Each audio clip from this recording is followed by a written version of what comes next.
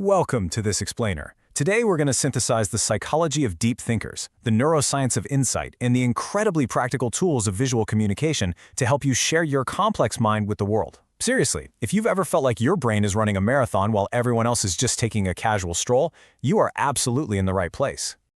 Okay, let's dive right into this by starting with a crucial question, one that honestly haunts a lot of highly sensitive and creative people. Why does having a complex, observant mind so often lead to this intense intellectual loneliness? I mean, why does your ability to see layers, connections, and nuances make you feel like you're speaking a completely different language from the rest of the room? To answer that, this explainer is going to take you on a journey through 6 key areas. We'll cover the traits of deep thinkers, the science of insight, the burden of depth, the mask of normalcy, visualizing complex ideas, and finally, finding your tribe. Let's kick things off with Section 1, Traits of Deep Thinkers. So what exactly makes someone a deep thinker? Well, it's a very specific kind of cognitive wiring, and you might actually recognize these 8 signature traits in yourself. Take pattern recognition, for example. It's like your brain is constantly running background code, scanning the environment. Or systems thinking, where you instantly spot structural inconsistencies because you see how all the gears in the machine connect, rather than just staring at the shiny exterior. And you know that thing where complete strangers randomly spill their life stories to you? That's your non-judgmental, quiet presence at work. Add in existential sensitivity, feeling a massive emotional ripple through a totally ordinary moment, and it becomes clear that your mind is just this incredibly rich, interconnected web of thoughts. Moving right along to Section 2, the science of insight. Now, we know how this mind operates psychologically, but the biology of it is fascinating. The science shows that an aha moment literally lights up your right temporal lobe with high-frequency brainwaves. But here's the catch, and it's a big one.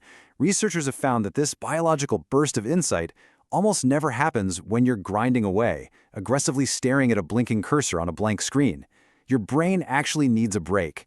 Breakthroughs happen in expansive environments, like when you're taking a walk, or when you're in a psychologically safe, relaxed space where you aren't terrified of judgment. When a deep thinker's mind is safe, it makes magical lateral connections. Which brings us to Section 3, the burden of depth.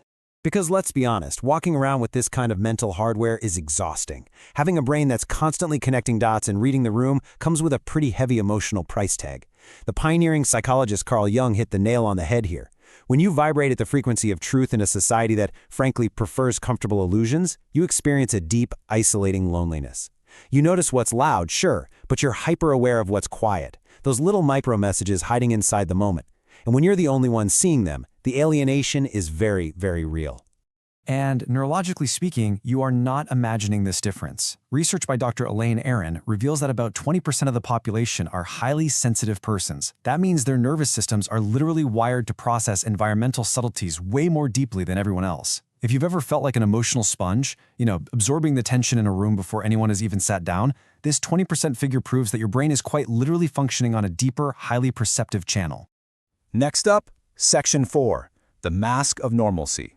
To survive this massive mismatch between your profound processing depth and the world's surface-level expectations, you probably adopt a pretty exhausting coping mechanism. Think about it. Your inner world is complex, associative, and authentic, but the outer world? It's fast, reactive, and prioritizes quick performance and comfort. So what do? You start filtering. You put on a mask of normalcy and shrink that big inner world so you don't overwhelm the room. You pause, you reword, and you simplify everything because you know your layered ideas just aren't welcome in casual small talk. But over time, performing that simplicity kind of makes you feel like you're disappearing, doesn't it? So how do we fix this? That's Section 5, Visualizing Complex Ideas. We've laid out the problem, but what's the actual solution? How do you safely translate your complex mind to the outer world without totally dumbing it down or burning yourself out? Well, the answer is right in the data. 90% of information transmitted to the brain is visual, and the brain processes visuals up to 60,000 times faster than text. Trying to explain a massive web of thoughts linearly through speech is just frustrating for a deep thinker. But visual storytelling and infographics? They are the ultimate translation mechanism. They let you lay out those associative thoughts all at once, giving the viewer's brain a perfect map of your mind that they can process almost instantly. Think about user experience, or UX design. Whether you're all about the Apple interface or you swear by Android, good UX prioritizes the user's interaction. And at its core, UX design is simply a practice of profound empathy and structural understanding, which are skills that deep thinkers possess in absolute spades. You already map out the emotional layout of a room naturally. Now you can apply that exact same hyper-responsibility to mapping out a visual layout that beautifully guides someone right through your ideas. Let's get practical and see how this builds out. To share your depth effectively, you need a process. Step 1. Define one specific goal and know exactly who your audience is. Step 2. Don't just jump into design. Write out a word-for-word blueprint script first. Third, put on your UX designer hat and sketch out the hierarchy of your information using wireframes to really nail down the flow. And finally, bring those insights to life using digital design tools like Canva or Adobe. By applying structure, you take the chaotic brilliance of your mind and package it into a format the world can actually digest. And that leads us perfectly into our final stop, Section 6, Finding Your Tribe.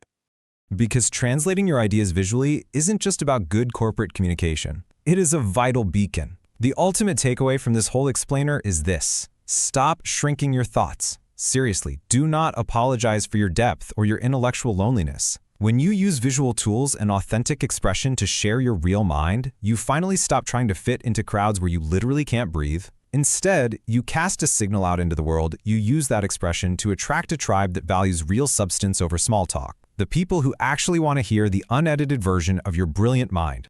As we wrap up today, I really want to leave you with a final provocative question to ponder on your own journey as a deep thinker. Who are you becoming when you finally stop performing and start expressing? The world doesn't need any more people wearing a mask of normalcy. It needs your questions, your systems thinking, and your depth. Thanks so much for joining me for this explainer, and I highly encourage you to take that inner depth, put it on a canvas, and share it with the world.